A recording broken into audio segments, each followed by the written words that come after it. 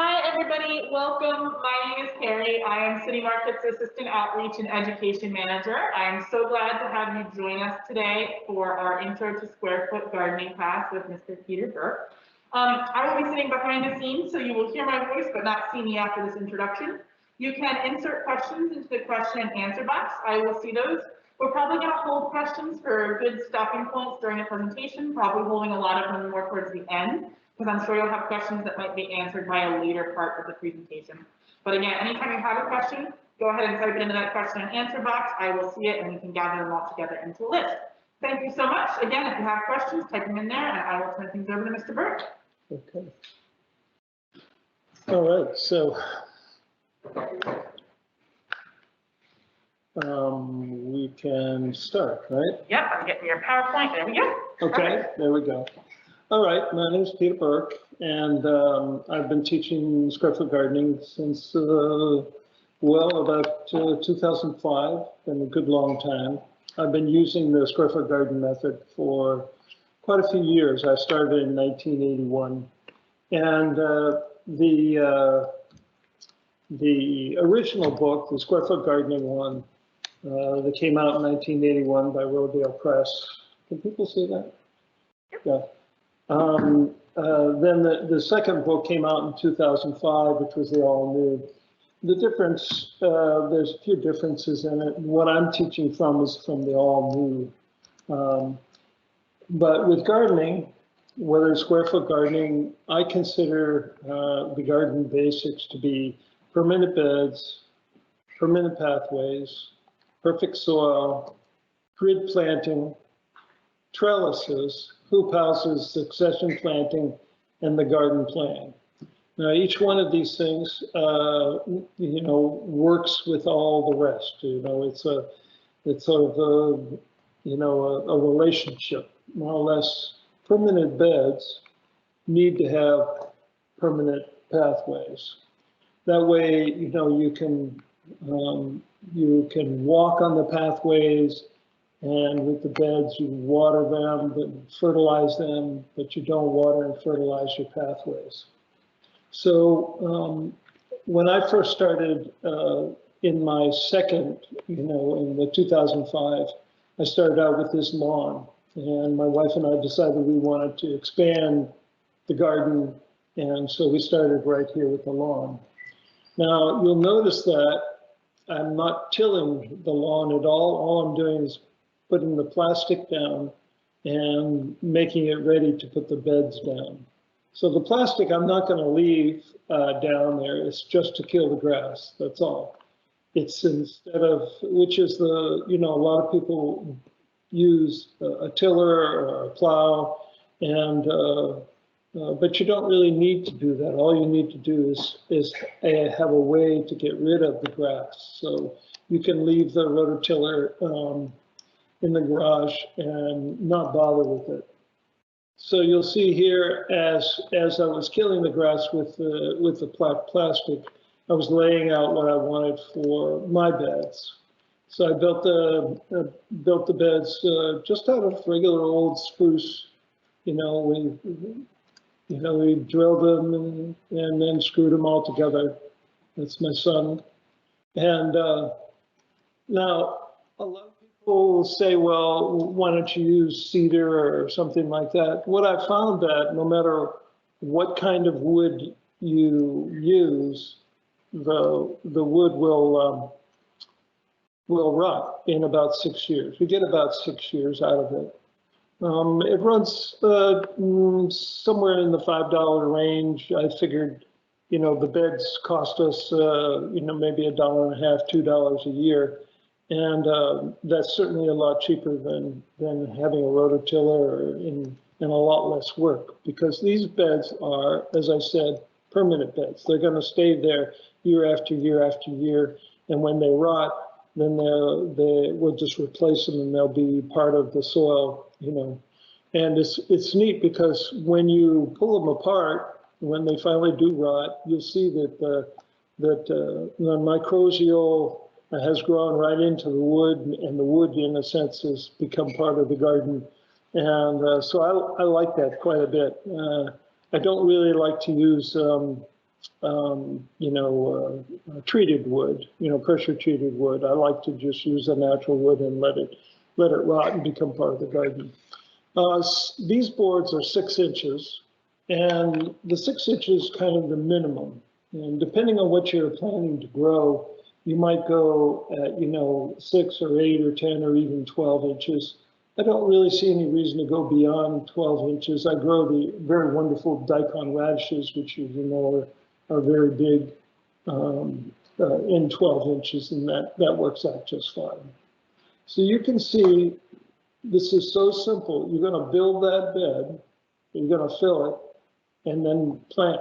You can see this is a garden class I did, and we built those beds and we put them down. You can see where the plastic is pulled back. You can see how the lawn is dead there. And we actually filled them with soil, moistened the soil, and planted right there all in one day. So this is so simple that you can start on Saturday morning and by Saturday evening have a bed, have your garden actually planted. It works really well. And you'll see the strips that I put on there, those just help to remind us where a 1 square foot, it's called square foot gardening, and I'll explain to you where that comes from a little bit later. But those strips are just there. I use them just to plant, and then I take them off afterwards. Now, garden beds can be made of just about anything. And if you're as adventurous as one of my friends out in Ohio, he actually used slabs of granite. And that's a little more than you need, but it sure is fun. And it's definitely a permanent bed. And you can see here, instead of bark, he used gravel for his pathways, his permanent pathways. And so this is the essential garden right here, just a 4 foot by 4 foot bed, and it's ready to plant, very quickly. This bed here we did out in Waitsfield for a locavore group out there, and the nursery let us use a spot right there. This bed we made and prepared and planted in just about a half hour. And you can see we also put up a trellis. You can see the trellis there is made of 1/2-inch conduit, electrical conduit. And we used 2 rebars, 4-foot rebars we pounded into the ground, and then slipped the 1/2-inch conduit right over the top of that. And that makes a very, very sturdy. You can grow just about anything on these. And I use them, I usually leave them up for the whole year. And the ones that I made in 1981, I'm still using. So they're, over 30 years old. And this is an example of a garden my son and I did for one of our neighbors. And so you can see the garden beds, the permanent garden beds, permanent garden paths are all laid out. And we did this in one day. And there was 10 beds, 2 rows of 5. And you can see there the trellises. Again, there's 1 trellis on almost every bed. And so this is my garden one year taken from up above in my upper garden. I have an upper garden on a terrace, and then I have the lower garden. This lower garden is the one that you saw where my lawn was, and I used that to the plastic to kill the grass. And you can see almost every bed either has a hoop on it or it has a trellis on it. And you'll notice that in one of these trellises, it's up a little higher than all the rest. So over the years, I found that almost all of my climbing plants, so I put pole beans on the trellis. I do peas, of course, on the trellis. Cucumbers, absolutely love the trellis. I even grow zucchini on the trellis. And I use you can use a regular bush zucchini and train it up, Or I use a zucchini, a type of zucchini called Trombone Zucchini. And that it just loves to grow. It's definitely suited for a trellis, and it grows up very happily. And so the trellis saves a tremendous amount of room. But before we get into trellis, I want to go over to what we're filling those permanent beds with. So we have, just to review, we have our permanent bed, our permanent pathways, and we're going to fill that bed with what I call perfect soil. So perfect soil is just a medium. It's peat moss, vermiculite, and compost. It's about like, you know, any growing medium that you find your sets in a nursery. It's just very simple, peat moss, vermiculite, compost. And to fill a bed, a 4-foot bed that's 6 inches deep, it's 3 5-gallon buckets of each one. So there's 3 5-gallon buckets of peat moss, same thing of vermiculite, and the same thing of compost. So that, you know, makes it kind of easy to visualize anyway. Then, you know, I mix that all together, and mix it all up, and let's see. Then I just water it because peat moss is basically really dry. And also you're going to charge that vermiculite. That vermiculite will hold 2 or 3 times its volume in water. And what the vermiculite does is that as you have extra water, when it rains hard, that soaks it all up. And then when things dry out, it gradually releases. So those roots always have some moisture. They're not sitting in water, but they always have some moisture that they can find. So it's really helpful. So it's interesting because Mel Bartholomew, who wrote the book Square Foot Gardening, came to Gardener's Supply a few years ago, and he said after years of doing the Square Foot Gardening, you know, the original version, he toured the country quite a bit, and he went to a lot of nurseries. And he noticed that a lot of nurseries were actually growing full-blown plants, you know, up on, in boxes, up on, you know, sawhorses. They were up, and it was only 6 inches deep. And he's sort of looking underneath and thinking, wow, is that all you need is 6 inches of soil? And the reason this was an aha moment for Mill is that in his first book, he recommended double digging all the beds, actually going down 2 feet. And you know, and replacing all that soil and tossing it in, adding manure and peat moss to the soil 2 feet down. So my upper garden is all like that. All the beds are double dug. And when I did the second garden, the one down on the lawn there, I wanted to try his new technique. So as you see, I didn't dig any of those. So the idea is that, in fact, nobody really has perfect garden soil. It doesn't matter where you go. If you go down south, you've got that red clay. Up here, we've got this rocky clay.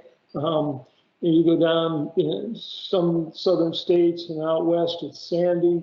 So the whole point is, why not start with something that you already know is perfect? Because that's what every nursery uses just to plant starts and sets, is a basic mix of peat moss and vermiculite. Sometimes perlite and sometimes, you know, but always those 3, the peat moss, vermiculite, and compost. So by starting with that perfect soil in the top 6 inches, right, your seed bed is perfect for starting seeds. This is what they use in the nursery. So you don't have to, well, unless, you know, when you read a package, it says, you know, plant one every, you know, it'll say something like, you know, plant 20 seeds every foot and then thin out, you know, so that there's only 3 seeds left. Well, when Mel first started doing the gardening, he was saying, well, if I only want 3 seeds in a foot, why don't I just plant 3 seeds or maybe 2 seeds in each hole and then not have to go back and thin out all that stuff and waste all that seed. So here you are, you've got this perfect seed bed, you've got that perfect soil, so you can be a lot more stingy with the seeds that you're using. Whereas in a farm, right, he doesn't have a perfect seed bed.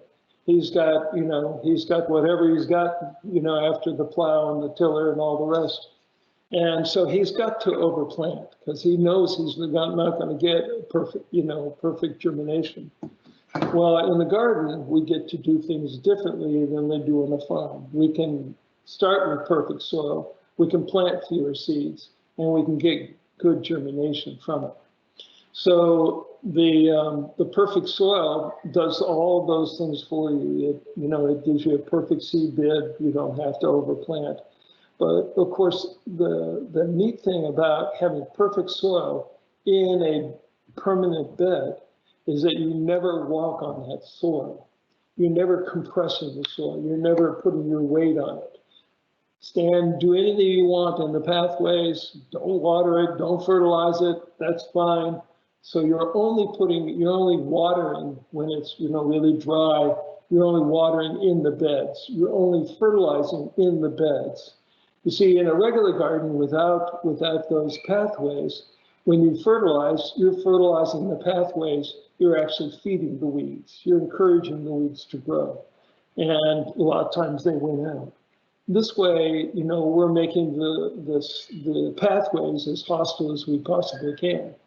And what I do when I make those the permanent pathways, I actually lay down a sheet of landscape cloth and then cover that with bark. And you can see that in this is where I'm mixing up the peat moss and the vermiculite and the compost. And let's see here. Okay. On the previous slide, it had the additions. Do you want to talk about those? Someone had a question that said like sea kelp. Yeah. Oh, yeah. On the last slide that you just went past, was that something that they should also? This one here? Yeah, at the bottom. Yeah. So the perfect soil is a perfect medium. Okay. And just like any of the, a seed start, you need to fertilize. So I always put in a good fertilizer like the North Countries, ProGrow, a cup of lime, a cup of sea kelp, and a cup of azomite, which is any kind of rock powder will work, but that gives you your trace minerals in there. And the sea kelp also is trace minerals, but it also is a root growth enhancer. It helps for the, now all of these things, once you put that fertilizer down, you need to look at the package and read what it says. If it says, put a tablespoon per square foot, every 2 weeks or so, then you should continue adding that, just depending on what it is that you're growing. Lettuces and certain things are not, don't require a lot of extra fertilizer, but, let's see here now. Okay. All right, there's the mix. And then we're going on to, so let's review. We've done the permanent beds, permanent pathways, perfect soil, right? Okay, what's the next one? Is grid planting, right? Okay, so grid planting is a very interesting idea. And again, when Mel Bartholomew was first gardening, he retired and he was an engineer, and he was thinking, well, if I'm going to plant a row of carrots and I'm going to thin them to every 3 inches in that row, why do I put 1.5 feet or a foot in between each row? If all you need is 3 inches between them, why not go 3 inches both ways? Go 3 inches down the row and 3 inches acrosswise. So this was what, was the birth of the square foot gardening idea, was how many seeds are you going to put in a square foot? So you've got 3 across, 3 inches across, which is 4 seeds. And then you're going to go 3 inches up the foot, and that's another four seeds.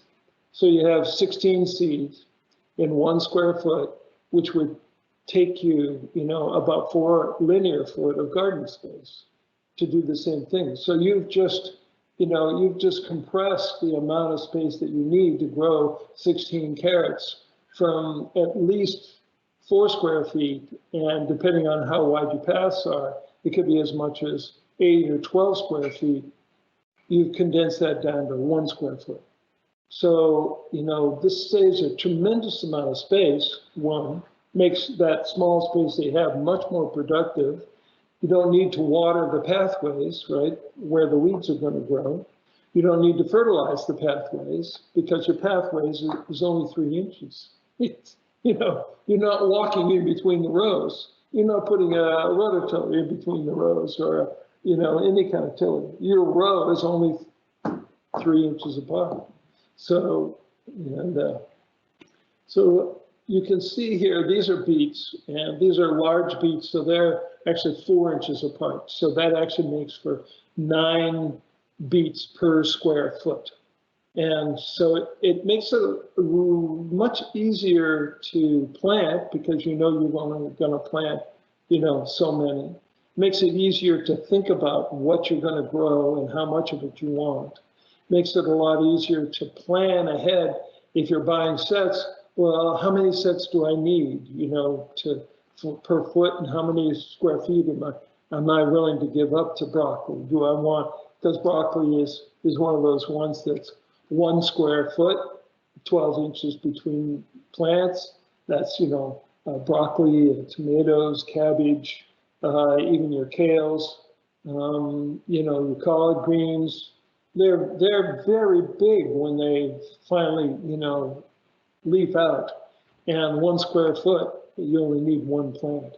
So when you go to buy your, you know, whether you're going here or out to the nursery, you say, well, I'm going to use 12 square feet of my 4x4 bed for broccoli. So you go and you pick up 2 6-packs. And you know that you have space in your garden for those because you sit down, you can plan it out very easily. So the square foot garden makes it a lot easier to plan what you're going to buy and, you know that you're going to have space for it. A lot of times, you know, you don't know how many broccoli do I need? How many broccoli do I have space for? So it's nice. You can really work it out so work it out and be exact. You know, so you're not going to buy too much. And of course, this saves a tremendous amount of space because you're not, you know, making room for the row in between. So, and a lot of times, as the plants get larger, certainly true with carrots and almost everything, that it creates a shade mulch. As the leaves start to almost touch, the weeds underneath are shaded out, so they're less likely to grow very thick. And, you know, it makes it really easy to just pull one out here and there. So how do you decide when you're doing grid planting how many to plant per square?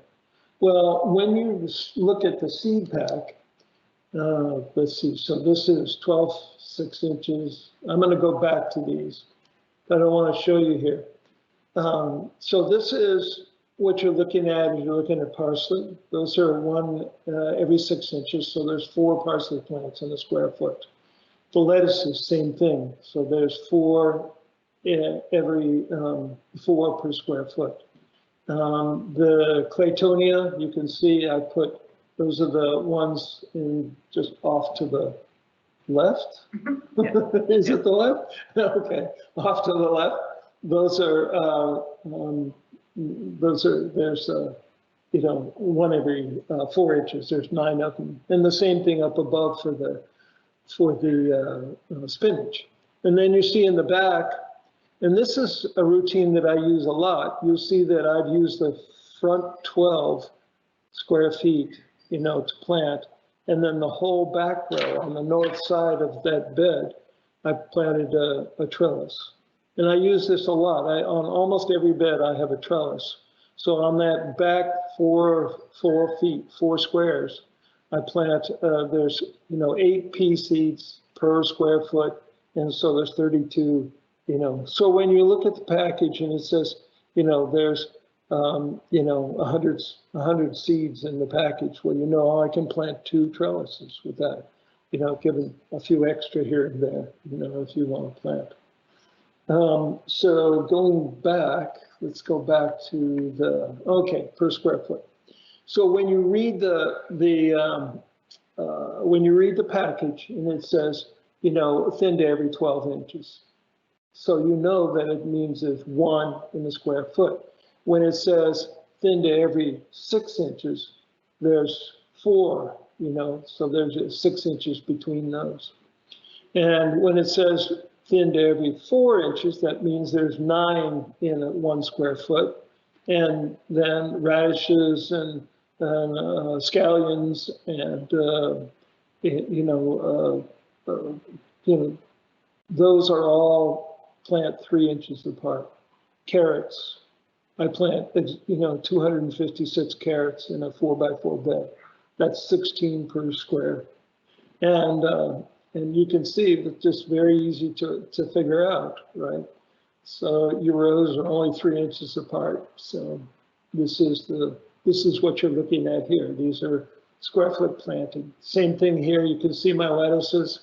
You can see the radishes in a couple of those front beds. Those are 16, every 3 inches. And you can see the cabbages on those in the back there. Those are 1 per square foot. And you see another row of peas. Okay. What would you do for plants like zucchini that get huge? Yeah, I would use the whole front 12 and plant 1 in the center. Okay, so that takes generally 3x3 is what they say, 3 square feet. But I found that they actually fill up that whole 3x4. They fill the whole thing up, and because I'll plant 2 plants. My hill is just the 2 plants, and I find that completely covers the bed, and you'll have a lot of zucchini come out of them. So, like I said, if you wonder, just look at the back of the package here, and you can see where it says thin to every 12 to 16, 12 to 18. No, wait a minute. To every 12 inches. No. Yeah, it's 4 to 6, and I plant them on 4. And same thing, the beets you have to look at carefully because some of them are 2 to 3 inches apart. You see where it says plant spacing after thinning. That's what you use as your guide. So this is the Detroit dark red is a little smaller. It's not as quite as large as some of the other ones, and so that gives you an idea. So when you're planting, you're only going to plant maybe 1 or 2, maybe 3 seeds. 3 seeds should be your max. And don't go in and pull them up, but snip them off either with your fingernail or with a scissor. That way you won't disturb the root of that little guy. Do you mind if I ask you a seeding question that someone asked? Meg wants to know, do you plant all of the seeds in one bed at one time, or do you stagger them to stagger your harvest? Definitely staggering, but it sort of depends, right? When I plant my 12 broccoli, I plant them all at once. I do. I plant my kale all at once. I plant my cabbages all at once. I plant the collards all at once. Your long-term ones. Those are all my long-term ones, and I know they're going to go in there and they're going to stay there until August or so.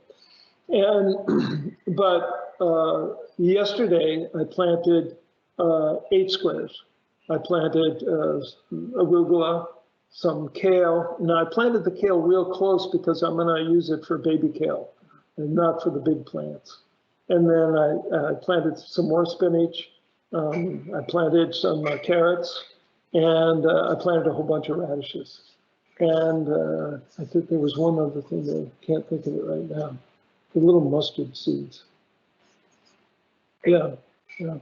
I planted a little mustard in there too. So, and those make nice big salads. They're just great to have. You get them all the time. These are strawberries. If you want to plant strawberries, I plant them 1 per square foot, and then I actually snip out all the runners. So there's just one mother plant in the middle, and that works out real well. Same thing, potatoes. I'll plant 1 per square foot. Now, trellises. Let's see, so we've done permanent bed, permanent pathways, perfect soil, and grid planting. Now trellises, and we talked a little bit about this, but the trellises saves so much space. It's just incredible. I'll plant 8 cucumber plants in 4 square feet. I'll do 8 cucumber plants on that one trellis, 2 per square foot. Now, it would take roughly 30 square feet to plant those same 8 cucumber plants if you were planting them on the ground, at least 30. So you're going from 30 square feet down to 4 square feet. Now, the great thing about it is, one, you only have to water 4 square feet. You can feed your plants right at the roots. You don't have to, you can see your cukes when they're, you can see their cukes when they start to ripen. I just jiggle the trellis a little bit and you can see them sort of flopping back and forth. The plants are a lot less likely for the powder to get powdery mildew because they're up in the air. And the cucumber beetle has a harder time finding the cucumber plants. And it's a lot easier to protect those, just the base of those four plants, or the 8 plants. You don't have to, fish through and look for the little cucumber beetles. And, you can mulch in there and that discourages them as well. But just the space saving, just the ease of watering, just how effective your fertilizer is and how much easier it is to pick them. And, you don't have to go searching. And because a lot of times when they're on the ground, it's hard to find them. And then you get this monster cucumber, that starts to set seed. And that usually sort of turns off the spigot. That's the signal to the plant that he can stop producing flowers. So by picking them frequently, being able to see them and get to them, you can keep your cucumber plant producing. So I absolutely love trellises. And that zucchini, the one I was telling you about, the trombone zucchini, you can plant 3 of the trombone zucchinis on a 4 foot, and it'll completely cover. I have a picture. This is pole beans right here, and you can see that completely covers. And this is one of the reasons I went from the 6'6" up to the 8 foot, because the pole beans will go all the way to the top of an 8 foot trellis. So I added 2 feet to all of my trellises because even the cucumbers will go up that high. So I talked about all of these things about the trellis off the ground. Oh yeah, that's the neat thing is that the cukes grow straight when you grow them on a trellis, and they're a lot less likely to get a lot of times the slugs, you get that yellow bottom when they're on the ground, and the slugs, even if you have hay or straw underneath them, the slugs love to go up there and travel down the cucumbers. So the trellises, this is the cukes. There's 8 cucumber plants on that one. This is my sugar snap peas. Look at those babies. They're going to make it all the way to the top of that trellis. See where I added that? It's going to go all the way to the top, and they just keep producing, right on into the summer. They say, oh, peas are for the spring, but you get a good, sugar snap, it'll keep growing, it'll keep producing, and you can keep it watered. And you can see from this picture that even though that is 8 feet tall, it's not casting a shadow on that bed behind it. Oh, that was one of the things that I forgot to mention. The width of the permanent pathway, I like 2 feet. And because it makes it a lot easier to move around. When I first started, you can see up top the hill, first started with Mel's book, it was only a 1 foot pathway. He used a 1 foot board. I don't know if you can see it here, but they were only 1 foot apart. Well, I had to change that right away. I couldn't, no, yeah. Well, plus, your zucchini, you end up, walking through it and all the rest. And so anyway, I recommend 2 feet And if you have enough room, go ahead and use more, I have one of my paths in here, I can point it out, is actually 3 feet. So, but I also put that permanent pathway around the outside. Okay, you don't want the grass near your beds because the grass will come right up under and right into your beds. If you go all the way out 2 feet around your bed, you won't have any problems with weeds for 6 years. I mean, it was 6 years before I finally had to pull all that off, and no, actually, it was longer than that. It'll be 6 years before you see any weeds in your pathways at all. I mean, it's just great. Now you can see this is a bed that we looked at when it was first starting. You can see the lettuces are starting to come up, and I'll go ahead and go and pick around the leaves on the outside. So we'll have salads, right from all those varieties right there. And the Claytonia will come in. I've snipped off a couple of times, and it comes back again. So this is that. 2 quick questions that go right ahead. Came in that I feel like would be good here. What is the trellis made out of? Someone missed it at the beginning, if you could go over that. And also, is the trellis in the middle of that square to support plants on both sides, or is it the far edge? I usually put it in far in, almost to the 1 foot mark. I put it in. I find, I've done it both ways, but I find it's a lot easier when you have that little bit of extra, because when you're planting, you can dig out without running into the wire, And the way that those are made, I have 3 different styles. When I first started them, and the least expensive way is to take a 10-foot piece of 1/2-inch conduit. It's an electrical conduit. You can get it at the hardware store. I take 2 pieces of electrical conduit, and I use a pipe bender, and I bend it and use 1 coupling right in the middle of those. So I bend it so that it's 46 inches apart, okay, and that 1 coupling. And then I take the rebar, I put it, hammer it down into the soil. And a lot of times the rebar has one end that's a little curved, so you want that to go down in so you can slip the 1/2-inch conduit. It fits right exactly over the rebar. It's a perfect fit. And that's plenty, it gives it plenty of support, So, and then what I use, and you can use string if you want, or you can use nylon netting. I actually use wire fencing. It's permanent. I've used the same wire fencing, again, since 1981 when I did the first one. And some of them are a little rusty. And as I've added beds, I've used, you can see in this picture here, the vinyl coated wire. And that's a little thinner wire, but the vinyl coating is since it's green, it doesn't stand out so much. But either way, just a regular 2x3 wire fencing, or the vinyl coated. And I usually, when I first started, they were about 6 foot tall, so I used a 3-foot roll. And now gradually I've worked up to where I'm using a 4-foot roll, because with those trellises now going up taller, 8 feet, then I use 2 4-foot pieces of wire. I cut it 2 or 3 inches longer than the 46 inches, and then I just crimp it, and it folds up. You don't have to wire tie it or do anything with it. And what you're looking at here is the trombone zucchini that I'm talking about.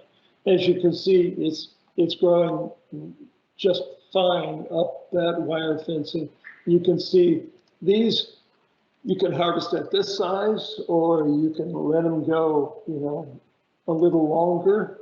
They're not like a regular zucchini that when they get really big, they fill up the seeds. These things, even when they're large, don't have a nice solid meat in the neck of that. The seeds are in that little bulb that you can see, and that's why it's called a trombone zucchini, because of the little bulb on the end. So this grows right up, and it'll go right to the end of the season, right to your first frost. And this is a bush zucchini, and this is getting trained right straight up instead of growing out. So if you wanted to use a bush zucchini, you could put two of them on a trellis. Otherwise, this is on a 4 foot. There's two, regular zucchinis, and it fills up that whole 3 by 12 square feet. You can see the beans are just coming up behind it, and they'll outpace the zucchini, and so you save a lot of room there. Hoop houses. Now, there's a couple of reasons that I use the hoops, and it started really with basil, eggplant, and peppers. I found that where I am in central Vermont, that I would get plenty of flowers, eggplant, peppers, but I wouldn't get any fruit. And I realized that the problem was not the daytime temperature, but the nighttime temperature. When your nighttime temperature goes below 55 degrees, which happens frequently in central Vermont, you'll get a 50 or a 45, and sometimes even a 40-degree night in June, and sometimes even in July. That stops the plant from setting fruit. And the same thing with basil, it needs that nighttime warmth. So when I first realized that I needed it warmer, I was trying to think of how I needed to do that. So I tried just putting the hoop over the top, and I'll show you what that looks like. And I did the same thing. I put two hoops over. You see those two hoops? When these tomatoes first started, they were under the hoop. And once they got set, these weren't as affected by the nighttime cold temperatures as the eggplant. But you can see there, those are the hoops. And what I did is I had another piece of that wire fencing, the 4 foot wire fencing, go one over the top, and I used two of the plastic ties, and I used two in the front and two in the back, and that was enough to hold it. And that's very rigid. And then I'll put a sheet of plastic right over the top and leave the front and the back open. So there's still plenty of airflow. But the nighttime temperature, when it starts to radiate, it catches on that plastic, and it keeps that little hoop house, nice and warm. And so, as a result, let me just show you here. No, it's too far ahead.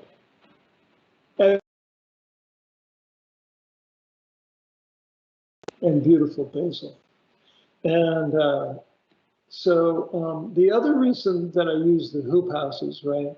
This is Chinese cabbage. We got into making kimchi, So the Chinese cabbage is very susceptible to flea beetles and a few other aphids and a few others. So I use these hoops, and you can see this is 3/4 inch plastic pipe, nothing more to it. I just put it on one side, stick it in the other side, and that's plenty to hold it. You don't need to put any extra ties or anything else. And then I just, this is the rime cloth, that spun fiberglass cloth that you use, and I put that over the top, and that prevents all those bugs from getting in there. And we had obviously really beautiful Chinese cabbage. The same thing with the daikon. The daikon has the radish. The little bug goes in there and it bores those little black holes. And so by protecting them, we have those absolutely wonderful daikons, as you can see. My wife likes daikon, as you can tell. Now, have those grown further than the 6 inches of? That bed, that's a case, if you look, the board is actually 12 inches. And that's the case where, if you're growing really big carrots or daikon radishes, the 12 inches, you do need the extra. Great. So sort of depending on, what you're gonna grow. For carrots, most of my carrots won't be much more than 8 or 9. That's a big carrot. But I know that as you can see, that daikon, what is that one, is probably a good 14, maybe 16 inches, you know, and that grew right in that 12 inches. So it'll burrow down into the soil quite a bit. Matter of fact, some farmers use daikon radish to break up a hard pan. So then the other thing that I use the hoop house for, you can see here, you can see the wire tie there, the plastic tie right on the bottom left-hand corner. And it's just I put one there, I put one on the other side, and I'll put one at the top center. So it's it wasn't two, it's three per. But that's all you need. It's nothing more. Just those two plastic pipes and that one piece of fencing, and that makes a very rigid structure and so simple, and makes it really easy to put that on. This I did for spinach overwintering. I planted this spinach in the fall, and it overwintered. And so the first thing in the spring, I had this wonderful patch of spinach. Now I have found since that certain varieties of spinach will actually do this if I plant it in the fall and just leave it. It'll come up in the spring. Matter of fact, right now I have the spinach is coming up, and I'll have my first crop in another few weeks. And it's as exciting as seeing the garlic come up. My garlic is up about 3 inches, and so this is the other reason. So far, I've used the hoop house to keep it warm from any climate. I've used it for protection from bugs. And you can use this if you're having a lot of problems with the thrip there with your broccolis and stuff and your onions. If you're having problems with that, you can use this to protect them. And then I use it as a winter protection for plants that I want to start in the spring. I want them to plant them in the winter and start them. In this one, there's sort of a variety of different radishes and spinaches and some lettuces, and that spinach coming up in the back, that's another variety of spinach. Okay, so here is that warm mini climate that I make, and I leave, like I said, the front and the back open. And this is just, this basil is the size of my hand. To make pesto. So this is just a wonderful sight to me. And so that worked really, really well. And then here's the peppers, right? I was telling you about, if you're having problems with peppers, chances are very good it's that nighttime temperature that's giving you problems. Same thing with the eggplant. Aren't those beautiful? It's so much fun to grow those things. And I was years trying to figure out how to grow those things, and I kept thinking, oh, it's not fertile enough, I'm not watering enough, I'm not planting early enough. All that was the nighttime temperature in the summer was doing that to me. So this is the spinach that's really took off. This is the giant winter spinach, and it's really doing beautiful. Again, I've used this to protect, because I was planting the broccoli early, and I wanted to make sure that it didn't get frosted on, so I had that extra layer there. And you can see the garlic in the back going up, and that's doing real well.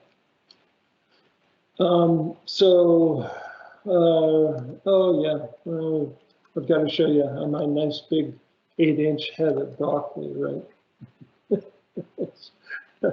Here's a 16-inch, butternut squash. They just really do well. Now, this is a trick that I absolutely love. This is carrots. Okay. Now, carrots are notorious for taking a long time to sprout. And I've seen there's a number of different methods that you can use to do something similar to this, but this is the one that I found the easiest. And I sort of just fell upon this. I had just planted carrots. We were going to be gone for the weekend. I wasn't able to water it. It was kind of hot. So I just put a board on top of where I had planted. I figured that'll keep them moist at least, right?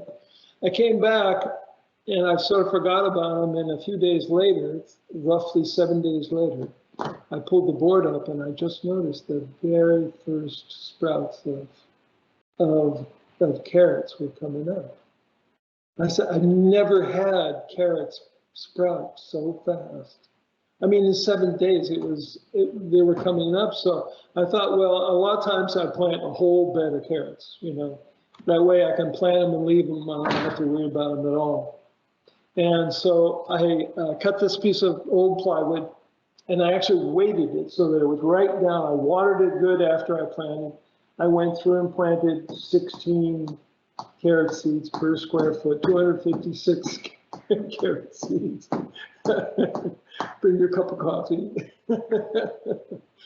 Get some good music. It takes a little while to do, but it's very worth it. So, and then 7 days later, you pick up that, carefully pick it up, take the weights off and pick it up slowly so you don't rip anything out, you know.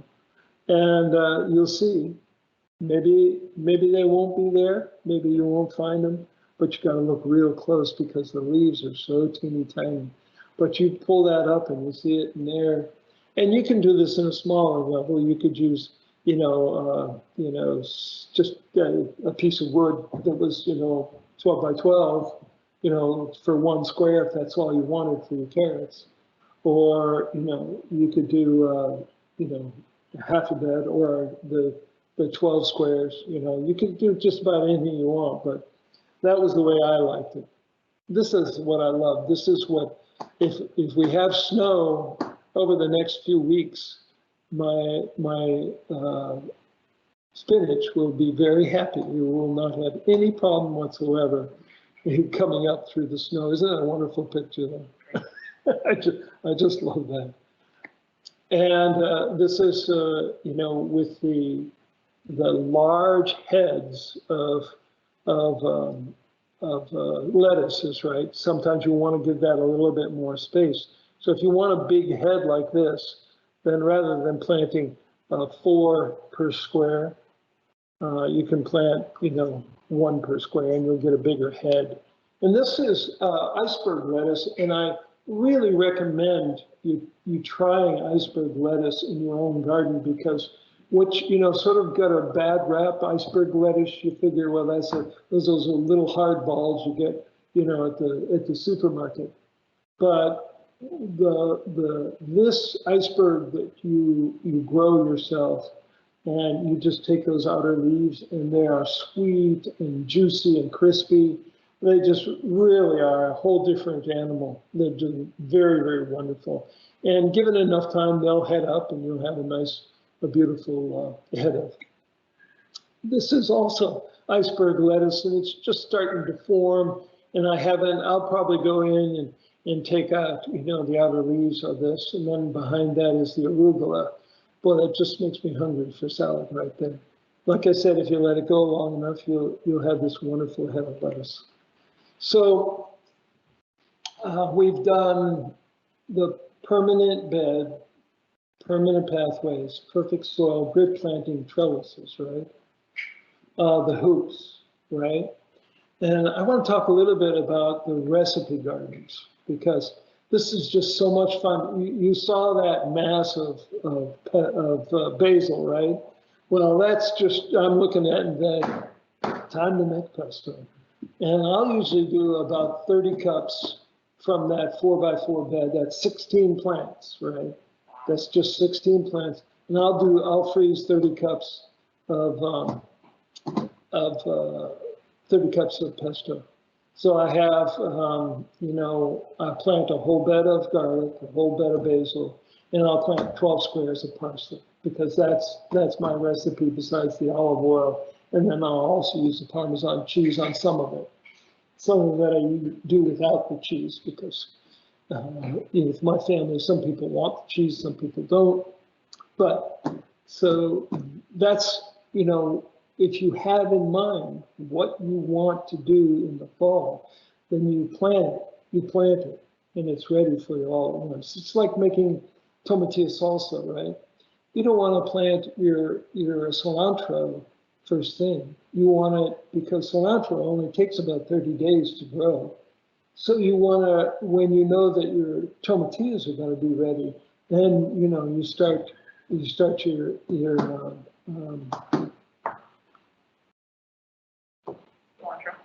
cilantro, yeah. And then there's something else. What else do I put in there? Oh, well, onions, but I'm growing those too. And so anything you want. Dilly beans, same thing. I usually do 2 beds of bush beans. Now, you want the bush beans for your dilly beans. I grow also the pole beans because the pole beans I like because they just, you just keep harvesting. You can go out once a week and harvest and have a nice meal of beans. But with the bush beans, I'll grow 12 squares times 2 beds, okay?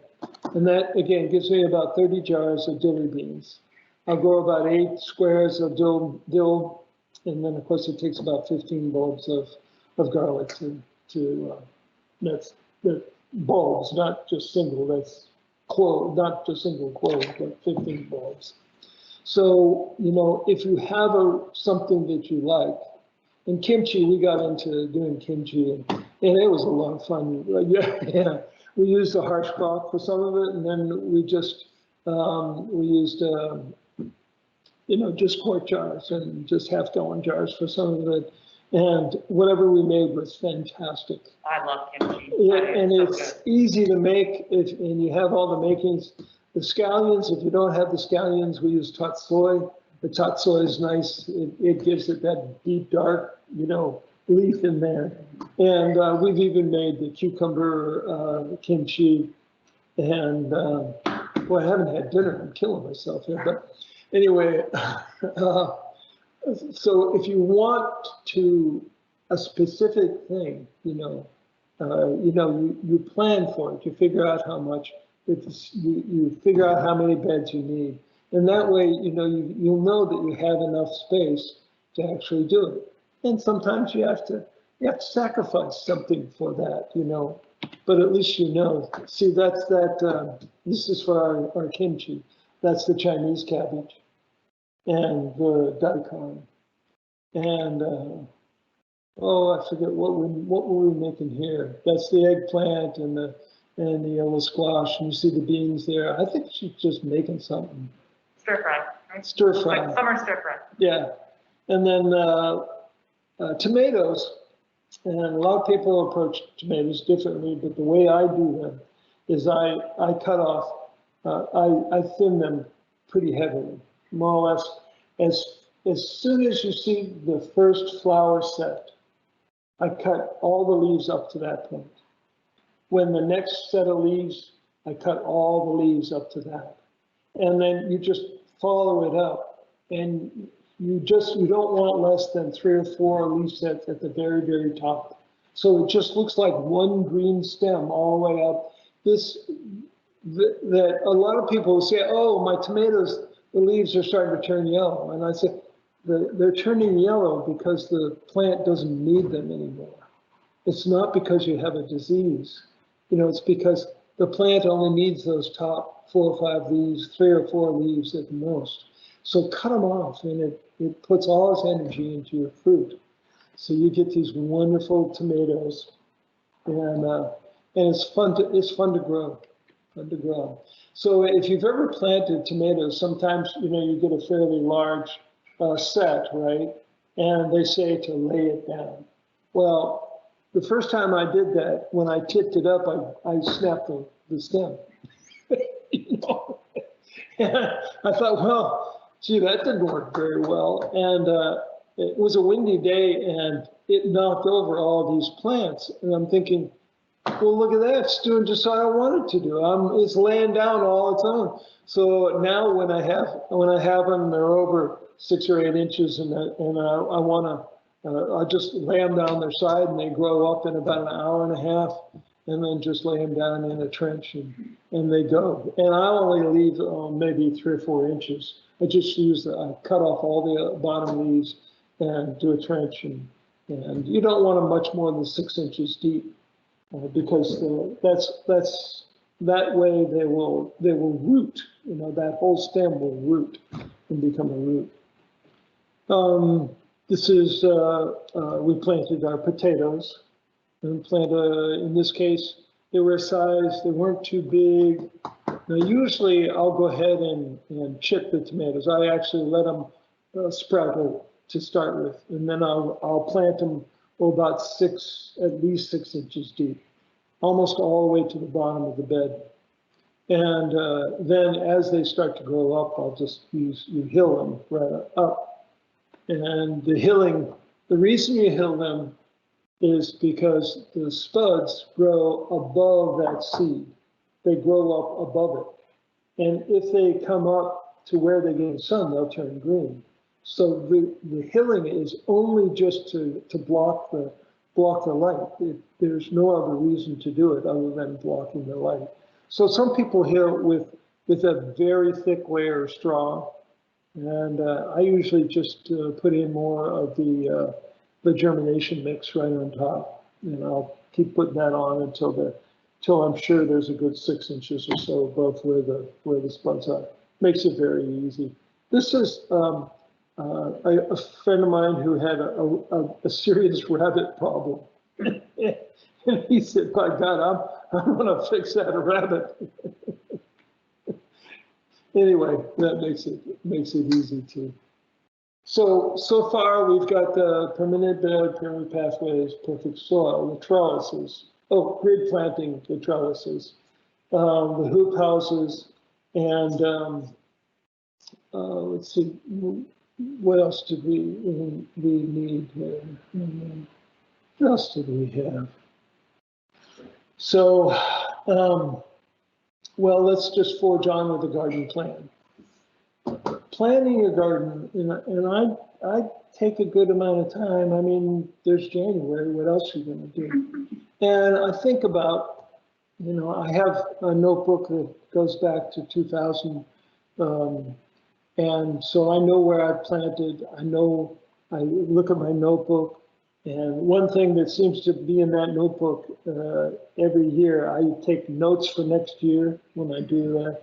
Notes for next year, things that you're going to forget. And one of them is, of course, plant more greens, plant more lettuce, plant it often, plant it every week if you have to, but plant it, just keep planting it, because that fresh lettuce is so great. You can have wonderful lettuce, turn around the next day and it's starting to bolt, starting to get bitter. So you just want something fresh coming all along. You can't really have too much of it. So when I'm planting it, when I'm planning the planting, I like to emphasize that you want to start with your grocery list. Don't start with the catalog. Start with your grocery list. What is it that you buy in the store every week? Do you buy chard? So you should plant chard. I do. And do you buy kale? Oh, plant kale. For me, one of the things is I always planted chard because, well, it's really productive. It's one of the most productive plants in the garden because you plant it once and you just keep cutting right up through beyond the frost. But what I found is that my family wasn't really wild about chard. So I started to plant a lot less of the chard. So now when we have it, everybody enjoys it, but they don't want it every day, or they certainly only want it maybe once a week, and I have to hide it pretty good. But what we found is actually when I harvest it and freeze it, everybody likes the frozen chard. And so, you learn from your grocery list. What are you buying? Do you buy beets? No. Why do you grow them? Don't grow. If you're not buying beets, if you don't have maybe even a recipe, you really love pickled beets or beaten eggs, if you really like those things, then plant them. But don't plant them in the garden if you're not buying them in your grocery list. How much lettuce do you buy a big head, maybe a couple big heads, maybe one of those plastic things of mixed greens. So it's not that you want 25 heads of lettuce, you want 2 heads of lettuce this week and 2 heads of lettuce the next week and 2 heads of lettuce the one after. How many radishes do you want? I mean, we like radishes because we actually cook with them. You put a radish in a stir fry, fantastic. Fantastic, becomes a whole different animal. It's just a completely different vegetable. It's very, very delicious. And so, you want to look at what you're actually, buying. Do you like broccoli? Yeah, you can't grow too much broccoli. Broccoli is one of those wonderful plants that is all by itself is a succession planting. So, like I said, list what you really want to grow, list what you're using every day, and those are the things you should focus on. Tomatoes, right? You want some tomatoes, but you really, again, you want them often. So I say, when you first start planting tomatoes, plant the little ones, plant your cherry tomatoes, because those will be your first ones that you're going to harvest. Those will be the first ones, and they're so easy to grow and they're so prolific. So how are we doing on time? It's 6:36 and we have a lot of good questions coming in too. So once we're wrapped up with your presentation, we'll have a good amount of time for questions. So I like to map out everything. And I have a garden notebook, and in there's my garden map, my seed list. Like I mentioned, notes for next year. I like to sort of keep track of when I say, well, I got 30 pints of pesto, 30 cups of pesto, it's because I took notes. I wouldn't remember otherwise. And so it's fun to have those harvesting stats. I came across some the other day and I thought, oh, wow, I don't remember I did that much.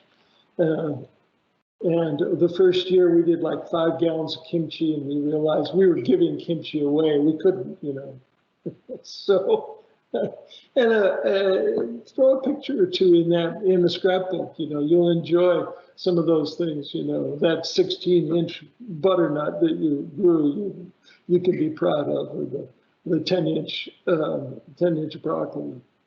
And then I like to keep an inventory of seeds because I do save seeds from year to year. Temp logs, I've often thought that's got me going on that 55 degrees when I realized that it was too cold for those things. So this is a garden map. This one I actually did in a CAD program.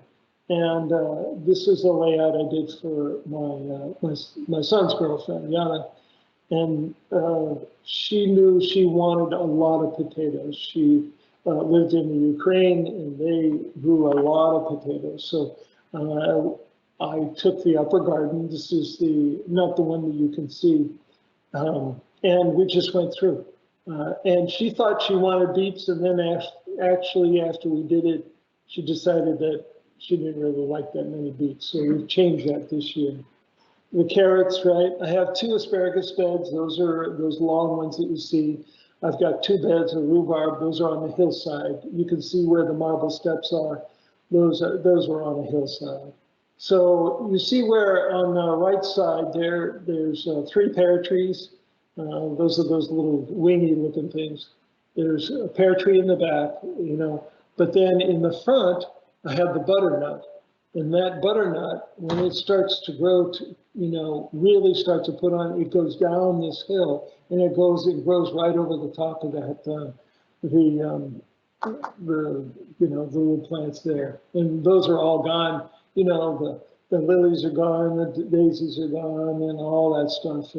And the creeping thyme is just starting to go, and so the bees are in there on the creeping thyme, and they're taking care of the butternut.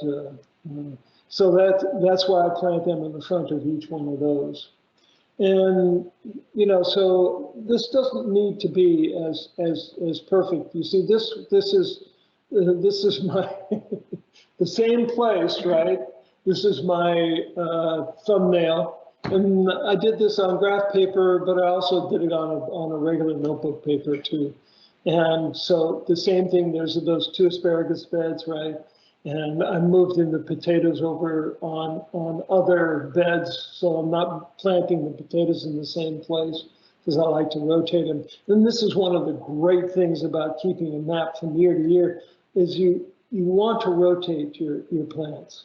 It's really important, particularly, you know, with an organic, you don't want to use pesticides, you know, and as much as possible. I mean, I do spray all of my coal plants with the Fertilizers or with the neem oil or with the spinosad, the Captain Jacks. As soon as you see that first moth up in your garden, that's the time to spray. That's when you start. So, and then this is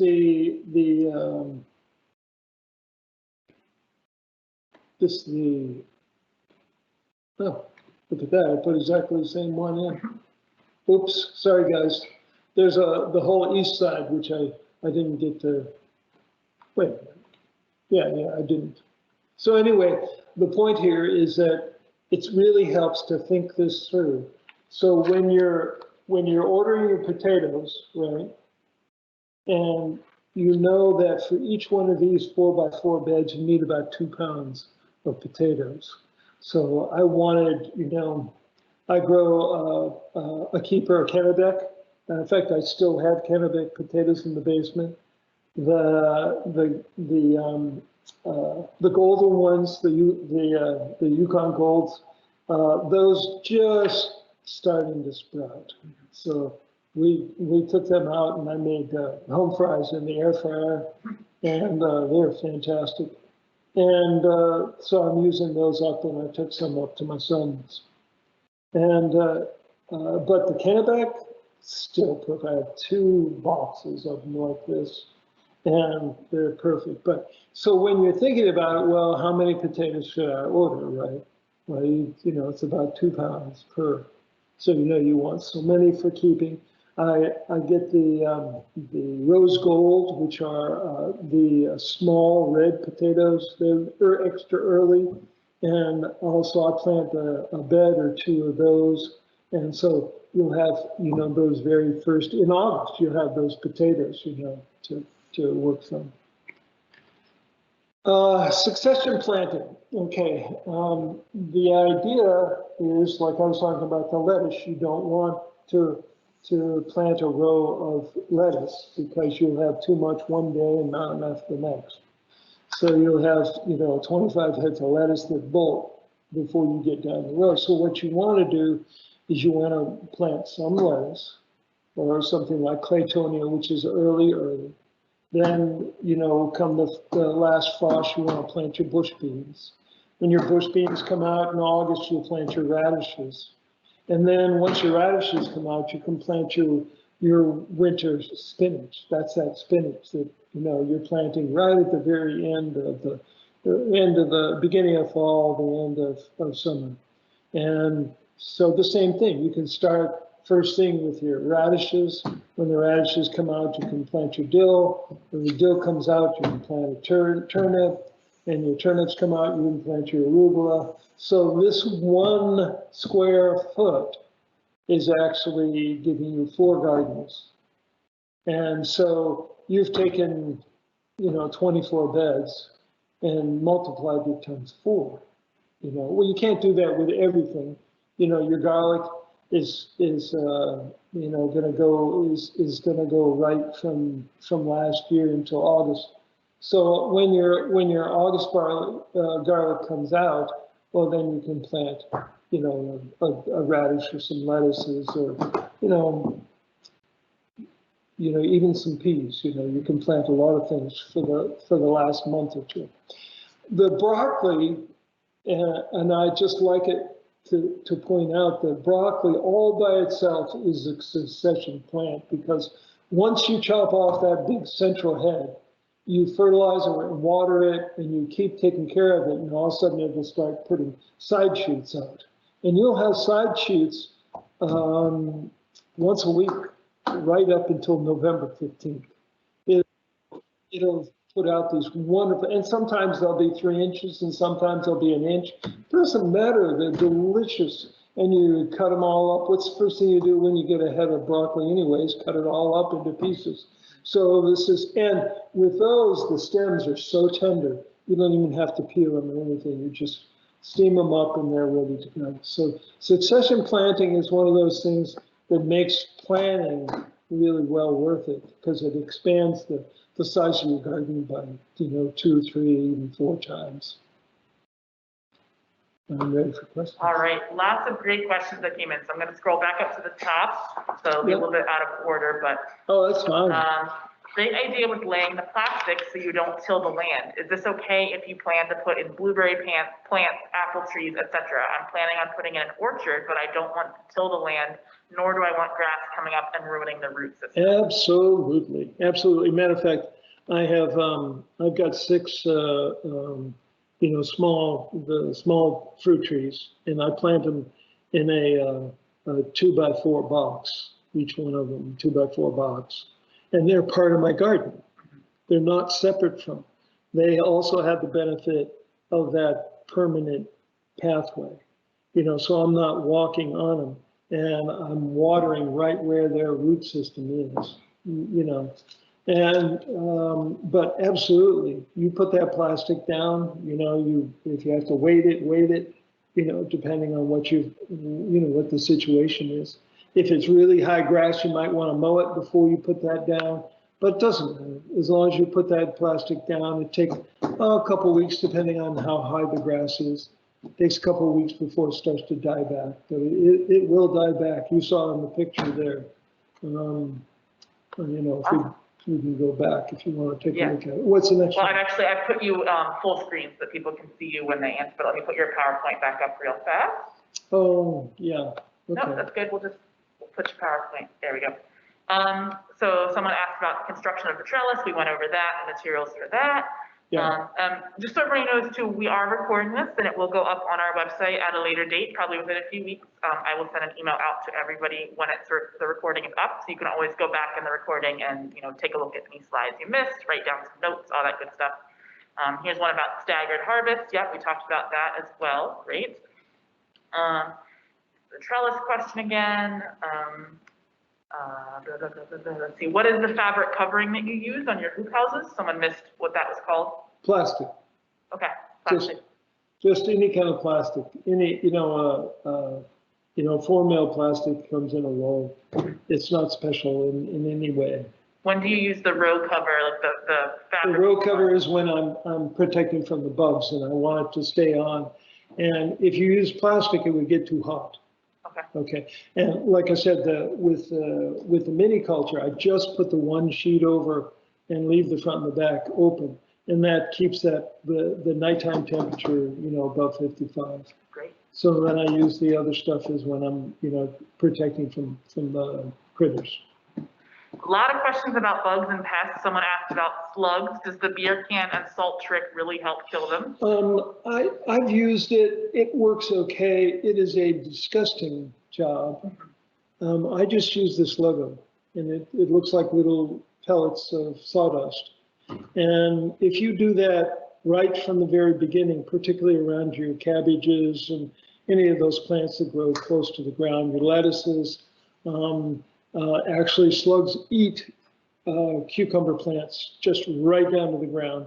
So when you plant your cucumber plants, just take a handful of that and scatter it right underneath your plants there. I use this logo, and it's OMRI approved. There's, it's not toxic at all, and it does work. For some reason, it does keep those slugs out. Great. Someone asked about tomato bugs. Same thing. What do you suggest for tomato pests? Well, there's a lot of different tomato pests, but the giant horn, tomato worm, the Godzilla of of tomato pests, that's the worst of them. Most of your tomatoes have more problems with the viruses, the funguses, the bacteria, that type of thing.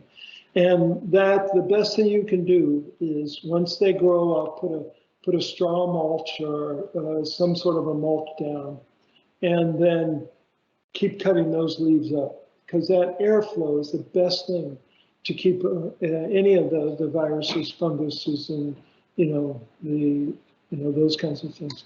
Of course, keep no tobacco products in the garden.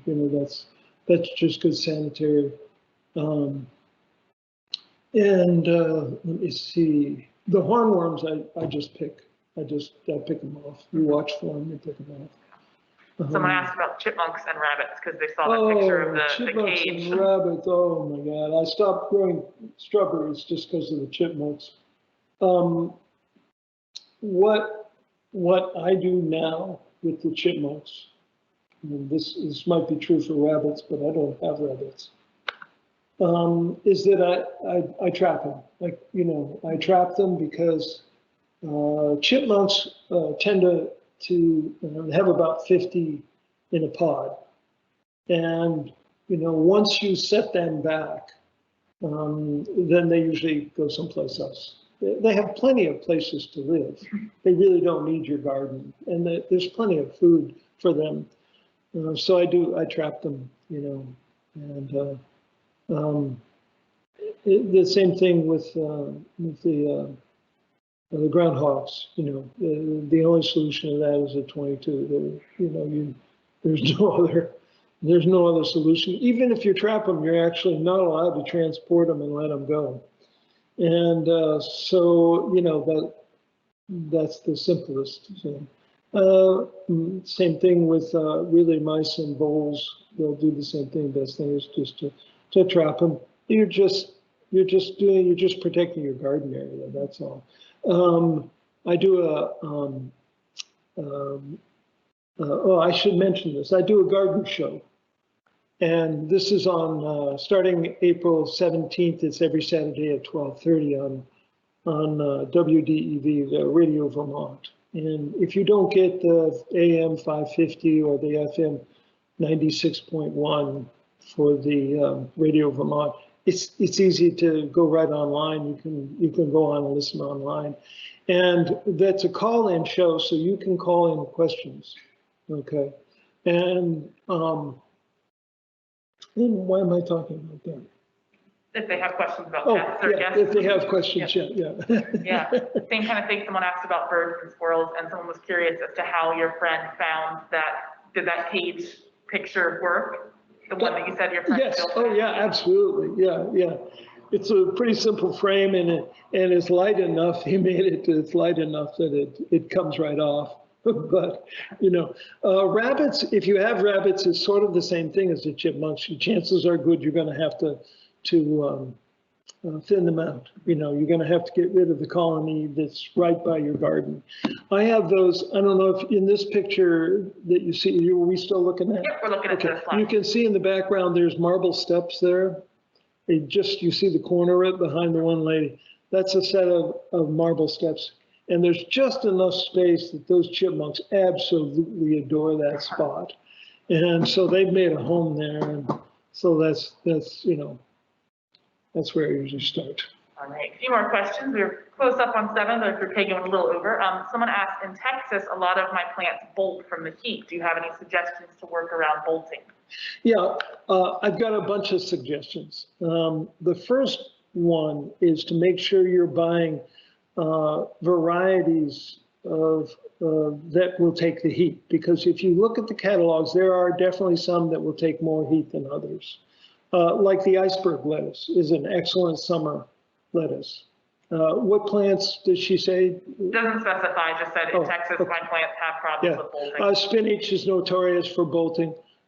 So you want to plant those things in Texas. You want to plant them in January and February, and then go. You want to use different varieties at the other times.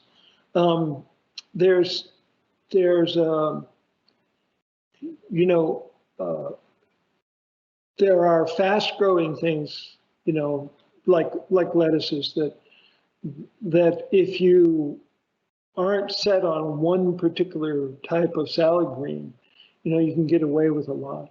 Like the Malabar spinach, right?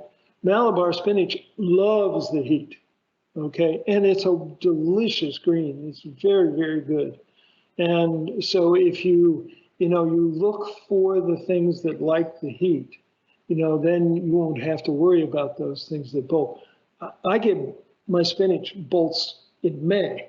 As soon as you get that first hot day, you start to see it spike up. Lettuces, again, it'll bolt, who knows, very, very quickly. So if you grow like a leaf lettuce, you want to pick it when it's small before it starts to bolt, and then when it bolts, just cut it out. And the same thing is true. So you've got two things: a variety, and then planting a lot earlier, planting stuff that likes the heat. The other thing is look for a shady spot in your, you know, that maybe like on the west side of your house, or even on the north side of your house. You know, a lot of the things that bolt in the full sun will relish the shade. They'll do fine with the shade. They get plenty of light in the shade. So, you know, look, you know, just make, what I've done is taken like just a 2x4 bed and put it in the back of the house where it's cooler. And you can grow spinach there, you know, very easily during the hot summer. Yeah, I see a bunch of people are having to leave, and I totally understand if you have other engagements at 7. Thanks so much for joining us. I'll do my quick little outro, and then we'll ask Peter a few more questions if you want to hang out and enjoy those. Thank you so much for coming to class. I will send a survey out tomorrow. I would love to know people's thoughts on the class and other ideas for classes they'd like to see. But I really appreciate being able to have this sort of feeling of community. And I'd love to know where you're watching from too. One of the survey questions is, where are you watching from? We found that our classes are reaching a much larger audience than usual, which is great. I love it. But yeah, keep an eye out for a survey for me, and then in a few weeks, the link with the recording. We'll keep going back to the questions. I have a raised bed. Meg asks, I have a raised bed filled with cherry tomatoes and tomatillos last year. Some of the fruit dropped into the soil. Should I replace the soil in that bed to avoid all the volunteers? Well, what you can do is you can sterilize the soil. They call it solarize. You put a piece of plastic down, just like you did to get rid of the lawn. You can put a piece of plastic down. It'll encourage the seeds to sprout, and then they'll die when it gets too hot in there. That's one thing. The other thing is usually, I mean, I have the same problem, you know, and tomatillos are my worst weed. But they usually drop, and they'll grow in a clump. So they're pretty easy to thin out. It just, you know, you just have to visit it once a week and take a look. And you know, so next year or this year, put some straw down. So when you cut your plants down, you can just rake your straw, and it'll have all those fallen fruits, and you know, they'll do fine in the compost bin. Someone asked, your suggestions for powdery mildew. It moves across my garden west to east. I think it might be coming from a field nearby, but I can't get it to stop with the spray. Yeah. Well, first of all, trellises. That's absolutely, you'll find that's your best medicine for things like the cukes and zooks and stuff like that. For pumpkins and, you know, your winter squash, the best thing is to spray them before you know that season. So sometime around August 1st, you should just do either a weekly or bi-weekly spray before you have a problem. And some people just simply spray with a fish emulsion, which is a great fertilizer for your squashes. They love that. Some people use the Serenade, which is basically just a compost tea. You can use a compost tea, but the other thing you can spray with is a solution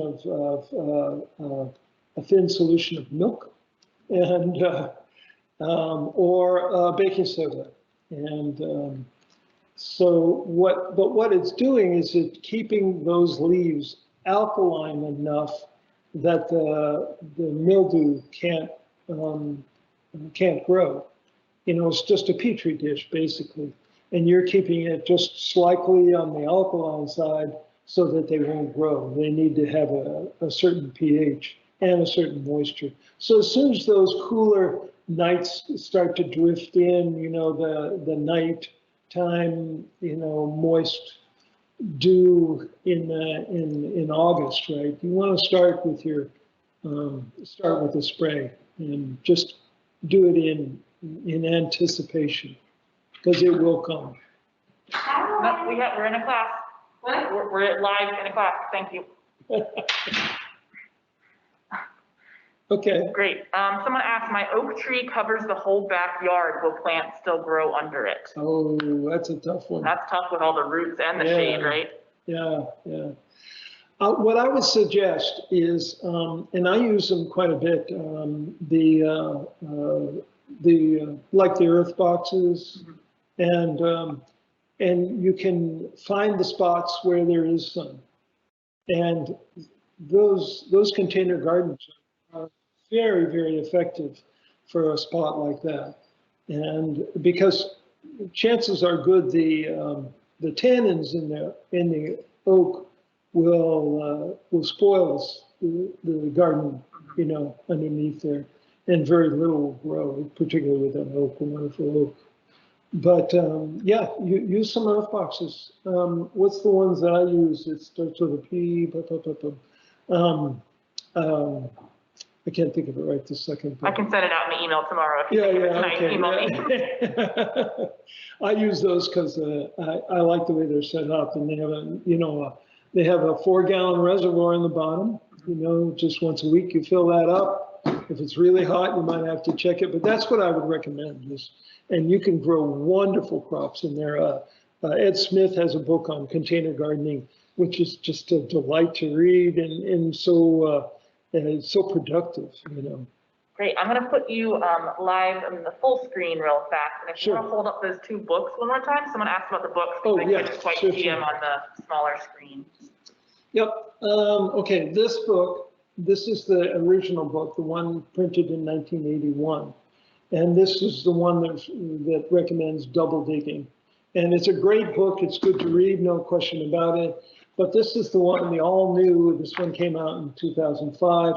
And this is the one that you see in most of the pictures here is, you know, and I just did the lawn to garden and the 6-inch boxes and on all the rest.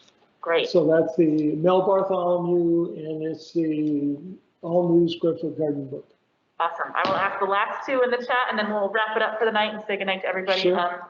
Can you speak a little bit more to the crop rotation? Someone asked. You talked about it a little bit, but like, do you try to avoid planting certain plants multiple years? The basic crop rotation is a 3-year rotation. Now, some people have expanded that a bit of late, but the 3 years, the basic one.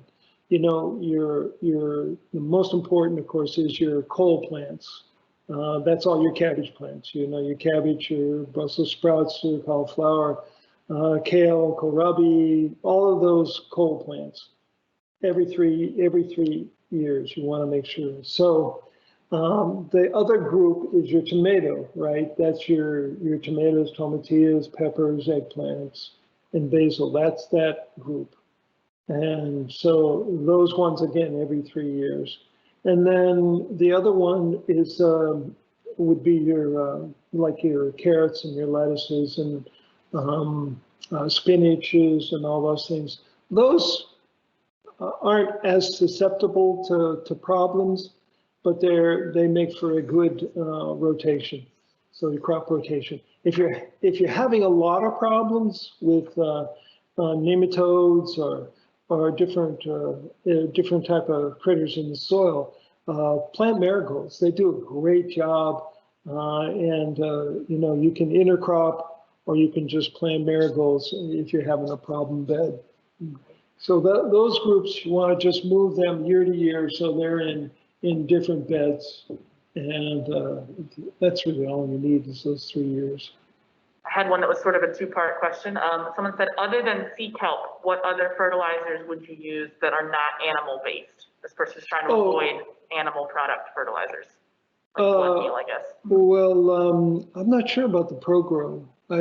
They have one that's a high nitrogen that has blood meal in it, but the ProGrow is, I think it's cottonseed meal, and yeah, I would look to find a vegan style fertilizer, just a regular organic fertilizer. I know Gardener Supply has them, and I've seen them in almost all of the garden books, garden catalogs. It's a little tougher and to find, but it can be done. There's, instead of a bone meal, you can use other things instead of the blood. Blood meal, you can use other things for your NP and your K. But yeah, I would start with the ProGrow and see, and then just look in the catalogs and see if they have something very specifically. But I can't think of anything in the ProGrow, their standard, the blue bag, that is the animal product. Great. And then someone just said voles. How to get rid of them?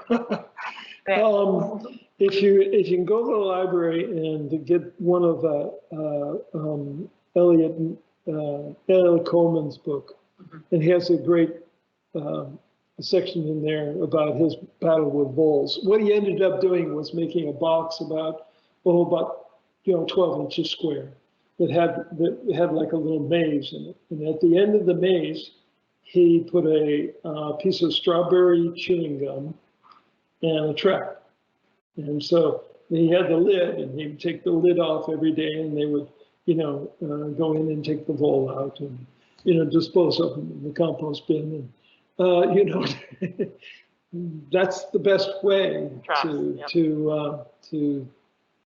voles. Voles are the vegetarians. Moles are not. They eat grubs and worms, earthworms, moles. So it's voles they're the ones that like to eat. Awesome. Well, that is all the questions that I have.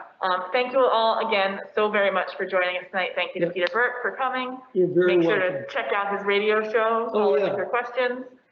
Call in. You're very welcome. It's on for a whole hour. You can call in our first minute, or you can listen to me talk for an hour. Yeah, if you want to send me the details in an email, I can send that out to everybody, like what time of day. Yeah, absolutely. Well, thank you, everybody. I'm going to go ahead and end our live event. Thanks so much, and hopefully we'll see you at another event soon. Bye.